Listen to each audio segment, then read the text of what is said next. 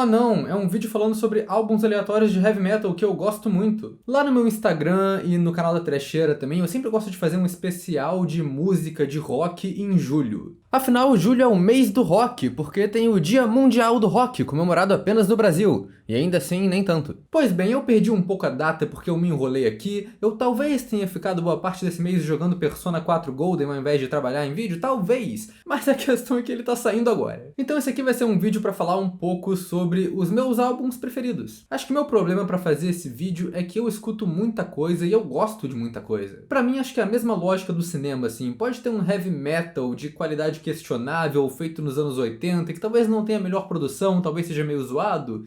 Com certeza tem vários desses, mas pra mim se for divertido já basta, eu gosto. Eu já postei no meu Instagram várias e várias recomendações de álbuns, a minha lista de preferidos lá chegou a um nível ridículo de 90 e poucos álbuns. Nesse vídeo eu dei uma reduzida, eu escolhi 10 pra falar aqui, foi uma tarefa muito difícil, muita coisa que eu gosto muito ficou de fora. Eu não sei nem se alguém vai se interessar a ver esse daqui, porque é um conteúdo bem diferente do que eu lanço normalmente, mas se vocês gostarem e quiserem ver mais conteúdo de eu falando de umas bandas aleatórias que ninguém conhece, comentem aí embaixo, que talvez eu faça esse ser um quadro recorrente aqui no canal também. Enfim, eu não vou chamar isso daqui de top 10, porque música pra mim é uma parada muito menos racional do que filme, e se eu fizer um top 10 hoje, eu vou muito pelo sentimento e amanhã vai ser um top 10 completamente diferente. Eu inclusive nem acho que eu tenha tanto conhecimento técnico de música quanto de filme pra analisar a parada, então vamos ver o que vai sair desse vídeo. E a ideia também nem é colocar em um ranking. Eu vou colocar eles aqui na ordem de lançamento, do mais recente pro mais antigo, porque acho que cria um suspense legalzinho também, e aí os mais clássicos ficam mais pro final do vídeo, né? Meus gêneros preferidos, a galera já deve ter percebido pela quantidade de camisa de banda que eu uso nesses vídeos, é o bom e velho heavy metal tradicional e hard rock. Uma coisa bem anos 70 e 80, e apesar de ter muito álbum recente nessa lista, essa meio que é a vibe de todas as músicas aqui. Também tem uma coisa interessante aqui nesse vídeo, que cara, eu nunca fiz um vídeo falando sobre música, então, porra, não dá pra colocar um print do filme aqui, tá ligado? O que eu coloco pra ilustrar? Dá pra colocar uns videoclipes, uns vídeos da banda tocando? Sim. Mas eu também decidi colocar um tipo de coisa mais visual também. Então eu vou comentar aqui os álbuns enquanto algumas músicas deles passam na versão chart de Guitar Hero aqui pra vocês verem também.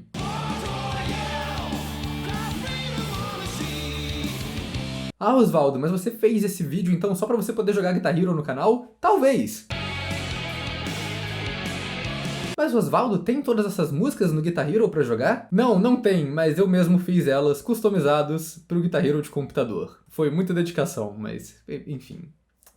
Mas vamos lá, vamos ver o que acontece, vamos pro ranking, que não é um ranking, vamos pra lista.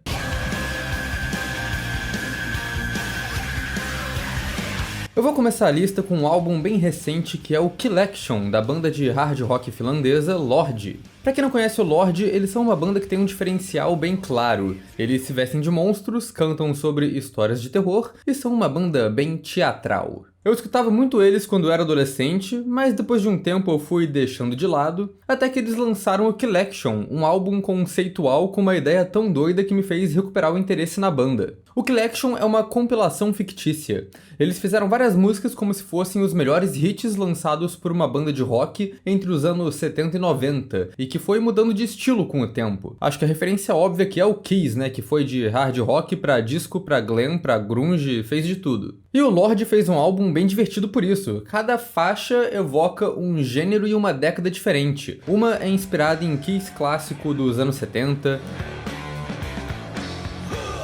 Outra é um estilo industrial, meio parecido com o Rob Zombie.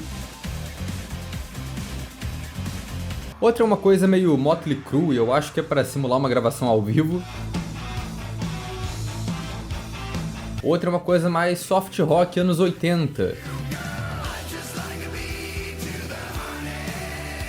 Que é tão inspirado em Kiss na real que essa faixa, Like a Beat to the Honey, é uma música que foi composta pelo Paul Stanley do Kiss há muito tempo atrás, que nunca tinha sido usada pra nada, e eles arranjaram direito pra conseguir gravar uma versão e pôr ela aqui. E claro, tem muitas músicas aqui que só tem cara de música do Lorde mesmo, né? Isso tem que ter. Então eu já acho toda essa variedade bem divertida por si só, mas o álbum também conta uma historinha de terror conforme ele vai passando, porque ele tem várias faixas de interlúdio com um DJ comentando as músicas e respondendo ligações, então escutar ele do começo ao fim dá a impressão de que tu tá escutando um programa de rádio que tá fazendo um especial sobre essa banda, só que as músicas que ele tá tocando, na ordem que ele tá tocando, também estão abrindo um portal pro inferno, bem Hellraiser mesmo, né? E conforme o álbum vai passando, os interlúdios vão ficando mais bizarros e vão desenvolvendo essa historinha também. Por mais que ele tenha saído em 2020, eu acho que ele é um dos que eu mais escutei da banda, e eu acho que é um álbum bem legal, assim, que ele aproveita bem essa temática, essa artimanha da compilação falsa ali. Isso também acabou sendo um marco na carreira do Lorde, porque em 2021, um ano depois que ele lançou esse álbum, ele decidiu expandir entre os estilos de cada música diferentes, e os caras lançaram 7 álbuns no mesmo ano, cada um indo num estilo de uma das músicas desse. Então achei bem interessante isso também.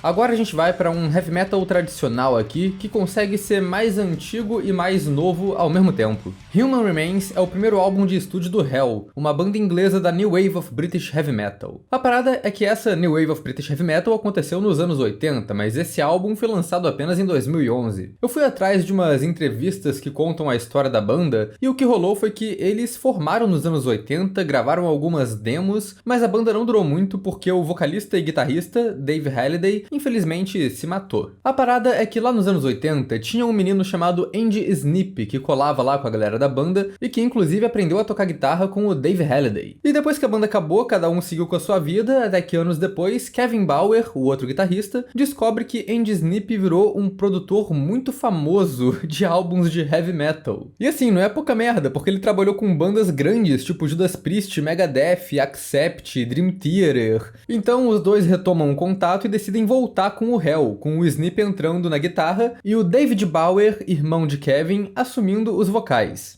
David Bauer é um ator, então o maluco entrou fazendo uns vocais muito performáticos, além de levar várias estripulias ali pro show ao vivo, tipo se vestir de demônio e ficar numa perna de pau. Então a banda pegou bastante esse estilo meio Iron Maiden de heavy metal anos 80 teatral e lançou o que pra mim é um dos melhores álbuns de heavy metal dos anos de 2010. Tem 1h06 de álbum, 66 minutos, veja só, e é heavy metal tradicional muito bem produzido. Teve produção do Andy Sneap no fim das contas também, né? E as músicas são fodas, cara, tem riffs marcantes, tem muita variação dentro de cada faixa.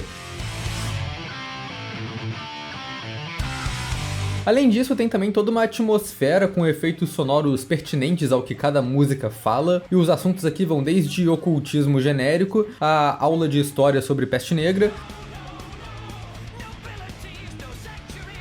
a surpreendentemente uns heavy metal de autoajuda com a música The Quest, que é sobre acreditar e alcançar os seus sonhos, que aparentemente foi o que a banda fez em 2011. Então, olha só, esse é um daqueles álbuns que uma música emenda na outra, então apesar dele ser longo, ele passa rápido e as faixas são geralmente bem porrada mesmo, assim.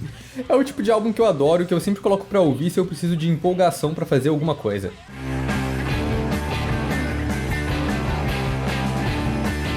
Um dos tipos de música que eu mais curto é o som de hard rock anos 70, que é aquela coisa bem pesada, mas também meio psicodélica em alguns momentos. E por tabela, eu também me amarro em bandas recentes que tentam simular esse estilo. Nisso eu acho que o Hisingen Blues, segundo álbum da banda sueca Graveyard, é um dos melhores que saíram com essa pegada revivalista. O nome do álbum é uma parada bem certeira, acho que define ele muito bem, né? Hisingen é uma ilha, uma região da Suécia, e o Hisingen Blues aqui pode ser literalmente o gênero musical, né? Os blues de Hisingen. Define bem o que é a banda, porque eles pegam essas influências dos anos 70, como eu disse, então tem muito aqui de blues rock, de rock psicodélico, e tem umas partes no álbum que são um pouco mais viajadas. Mas se você considerar que blues também é usado no inglês como um sinônimo de melancolia, isso também faz bastante sentido. Porque acho que de todos os álbuns que eu coloquei nessa lista, esse com certeza é o que tem a atmosfera mais melancólica ali. Ele tem suas faixas mais agitadas, mas ele equilibra com umas faixas tipo Longing, um instrumental contemplativo que parece uma trilha do Ennio Morricone. E tem umas músicas que começam mais devagar e vão crescendo um pouco, tipo Uncomfortably Numb e The Siren, que acho que é a música mais famosa da banda, até onde reproduções do Spotify podem podem significar isso, pelo menos. E essa melancolia reflete nas letras também. A maior parte do álbum parece que é sobre crises existenciais, amores perdidos e afins. Mas também é difícil de saber, porque o Graveyard é uma dessas bandas que parece que não divulga a letra das próprias músicas. Pelo menos na internet não dá pra encontrar direito, são só umas que a galera tentou transcrever de ouvido e tem várias interrogações e lacunas no meio, porque não dá pra entender o que ele tá falando. Eu acho engraçado e eu respeito isso também.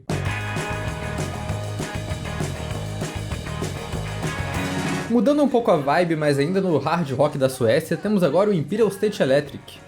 Eles são uma banda meio aleatória, mas que tem um contexto legal ali se você procurar de onde eles vieram. Antes do Imperial State Electric, o frontman Nick Anderson tinha uma outra banda de rock de garagem, dá pra dizer, que é consideravelmente mais famosa. É o The Hellacopters, que emplacou alguns sucessos ali nos anos 2000. O Hellacopters acabou em 2008 e o Imperial State Electric foi formado em 2009. E acho que foi um projeto mais pro Nick Anderson continuar lançando o mesmo tipo de música, só que com um nome diferente. A parada é que o Hellacopters tem 8 álbuns e o Imperial State Electric tem 5. Todos eles são rock and roll bem inspirado numas bandas mais das antigas, e todos eles são álbuns de qualidade. Acho que é natural que tu prefira o que te introduziu pra essas bandas, que no meu caso foi o primeiro do Imperial State Electric. Esse álbum talvez seja mais produzidinho assim que alguns dos Hellacopters, tem algumas músicas mais calmas também. E o Imperial State Electric nos últimos álbuns começa a flertar com os gêneros mais diferentes, e dá pra ver uma certa variedade já assim nesse primeiro. Tem umas músicas que vão mais pro hard rock, com uma cara de Kiss antigo. Mas tem umas que puxam pra um lado mais Beatles, assim, tipo Resign, que acho que é o mais próximo que esse álbum tem de uma balada, e é uma das que eu mais curto aqui. Mas acho que a parada pra mim é a energia desse álbum. É um álbum que parece muito que tá todo mundo se divertindo. Tem um som natural do tipo 4 malucos se juntando no estúdio gravando um rockzinho maneiro ali ao vivo. Em questão de letras, ele me lembra Kiss um pouco também. Tem algumas músicas que abordam temas diferentes, mas a maioria são músicas sobre amor e relacionamento, com umas letras bonitinhas, mas que se você parar pra analisar, o protagonista é meio bosta, tá ligado? Pelo menos umas 2 ou 3 músicas aqui tem um tom meio o eu lírico, sabendo que ele é um pilantra, sabendo que ele vai te trair, falando algo tipo, pô cara, tem nada que eu possa fazer, é da minha natureza. O que eu acho justo, porque pra mim esse álbum é bem foda, foi um desses que a primeira vez que eu escutei foi Amor à Primeira Vista, ou a primeira ouvida, escutada, sei lá. Mas aí parece que recentemente o Nick Anderson largou o Imperial State Electric pra lá pra voltar com o Hellacopters, então estou me sentindo traído também. Porra, bem que ele podia voltar a lançar coisa com essa banda também, né? Eu e os outros 3 fãs de Imperial State Electric agradecemos.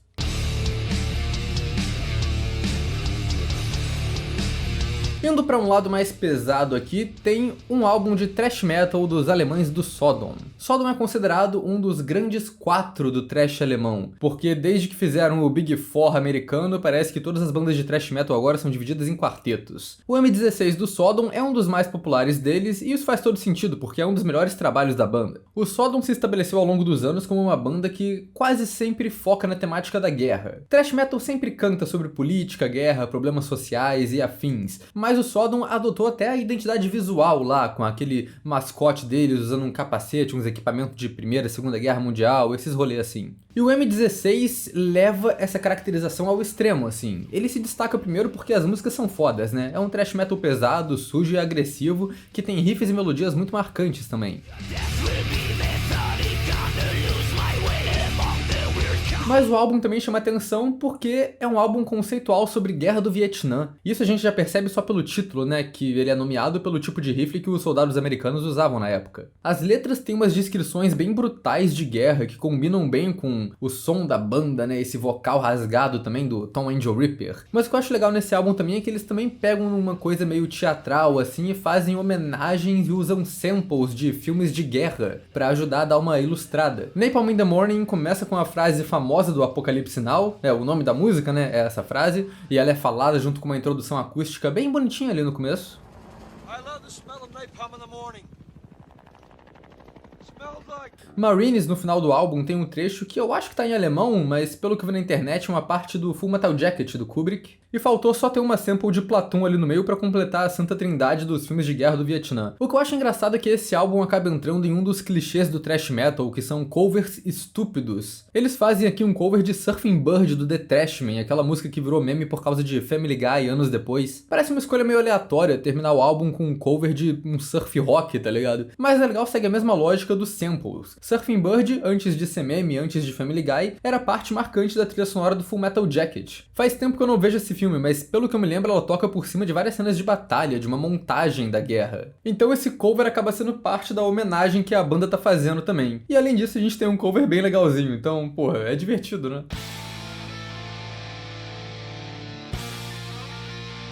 Rust in Peace do Megadeth é provavelmente o álbum mais óbvio dessa lista, ele é a presença quase obrigatória em lista de melhores ou mais influentes álbuns de heavy metal, e eu não quero chover no molhado aqui falando quanto esse álbum é foda. Ele é provavelmente o álbum que melhor resume o que é o thrash metal, ou pelo menos o thrash metal americano, e é um dos melhores já feitos no gênero. O estilo de tocar e a voz do Dave Mustaine são únicas, e as músicas são muito criativas, com muitos riffs memoráveis aqui, mais de um em cada faixa, além desses momentos bem marcantes e diferentes, tipo essa parte meio acústica no meio de Holy Wars.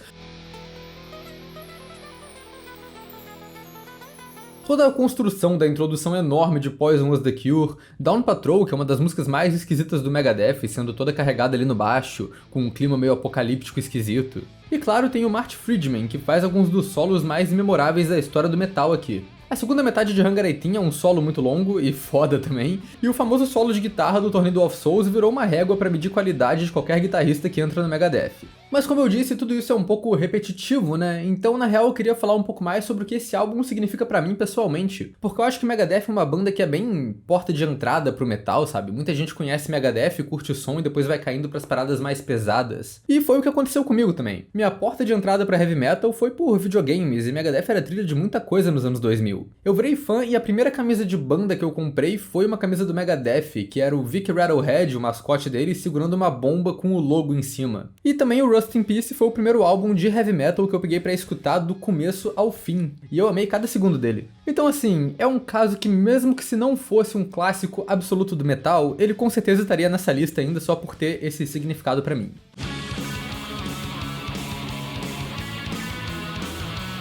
Falando em álbuns que tem algum significado importante pessoal aqui, é a vez de Port Royal do Running Wild. Running Wild provavelmente é a minha banda preferida de todos os tempos, e esse é meu álbum preferido deles. E eu digo isso com base em dados, porque de acordo com o meu Last FM, eles são a banda, o álbum e a música que eu mais escutei, e eu registro essa jossa desde 2009. Running Wild é mais uma banda alemã de heavy metal tradicional. O lance deles é que lá pro terceiro álbum, eles começaram a adotar uma temática de pirata, pra capa do álbum e pro visual da banda. Hoje em dia a gente tem bandas tipo Eustorm e Swashbuckle que são exclusivamente sobre piratas, mas quem fez isso originalmente foi o Running Wild nos anos 80. Mas o curioso é que o Running Wild não era caricato ou cômico igual essas outras bandas que eu mencionei. Eles tinham o visual, mas as músicas sempre têm uma abordagem mais de narrar fato histórico do que de "ai, olha, nós somos piratas, yar!".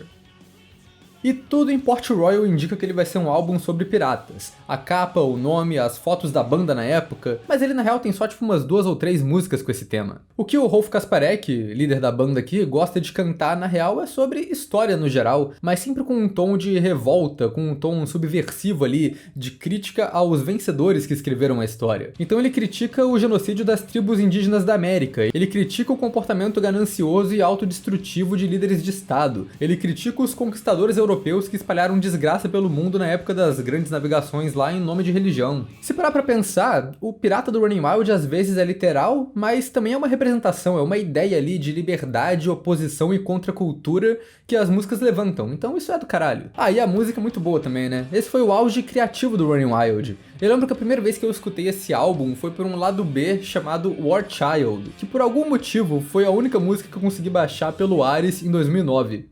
Quem lembra do Ares, né?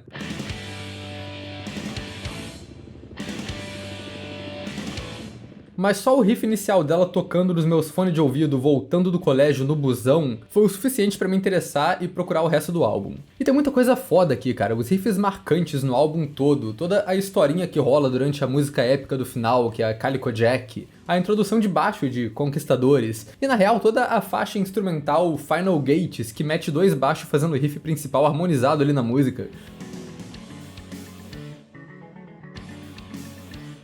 E assim, Conquistadores é uma das poucas músicas que eu tive o saco de aprender inteira na guitarra, com solo de guitarra e tudo mais, e eu lembro de cabeça até hoje. Então, porra, é óbvio que esse álbum ia entrar nessa lista.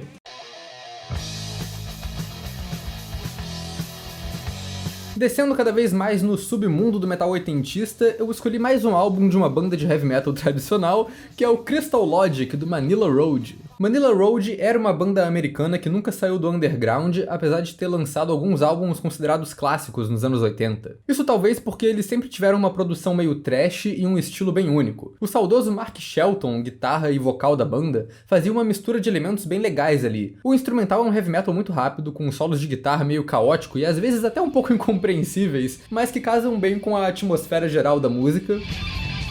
Isso tudo acompanhado por um vocal limpo, bem agudo e anasalado. E na real já até vi gente na internet chamando eles de os Bee Gees do heavy metal, o que eu acho mais ou menos justo.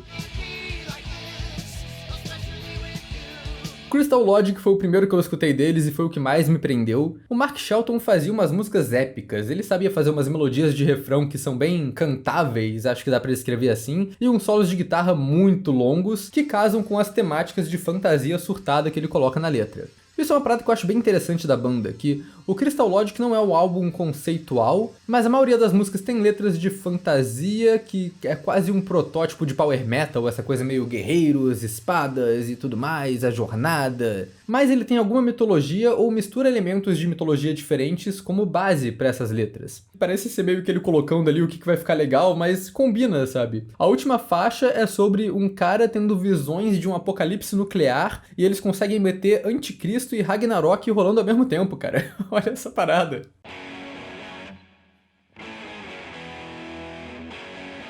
Falando em álbuns que quase são conceituais, mas na real não são, temos aqui o The Unexpected Guest, do Demon. Demon é uma das raras bandas que eu, na real, não lembro como eu conheci, mas quando eu vi eu já tava viciado nesse álbum. Eu adoro o som da New Wave of British Heavy Metal, né, e esse é um dos melhores álbuns da leva pra mim. Apesar de que eles não são tão pesados como o nome indicaria. Acho que muito deles aqui aproxima um pouco mais do hard rock do que do heavy metal dessa leva meio Iron Maiden, assim, que ficou bem característico. Isso porque eles incorporam alguns elementos que não eram tão comuns no movimento, tipo um teclado em algumas músicas ali que dá um toque um pouco mais de rockzinho comercial. Não que isso tenha ajudado eles a ficarem populares, né, mas tem uma vibe bem anos 80 pesada aqui por causa disso. O tema principal desse álbum não tem como ser outra coisa, né, é sobre ocultismo. Inclusive a piada sobre esse álbum ser quase conceitual é que parece muito que as músicas estão quase contando uma história de terror de possessão ali. É uma parada que vai progredindo. A primeira faixa é sobre uma sessão espírita, a segunda é sobre alguém sendo enfeitiçado, a terceira é sobre alguém sendo possuído, a quarta é sobre loucura. E tu vai conectando com as letras que vão ficando mais existencialistas ali, música sobre não ter controle do seu destino, música sobre se questionar do que vem após a morte, que por acaso é a música mais animada do álbum, nessas de música felizes que não são com temas muito felizes. Até que no final a gente vai parar nos portões do inferno e pedindo clemência no julgamento final. Sei lá, me parece uma linha narrativa meio vaga ali sobre uma pessoa sendo possuída durante uma sessão espírita e como esse caso vai evoluindo conforme o demônio vai levando a pessoa embora. Mas é aquilo também, né? Eu posso só estar viajando um pouco aqui na ideia porque as letras todas têm o mesmo tema, né? Então é isso. De qualquer jeito, meu tipo de álbum.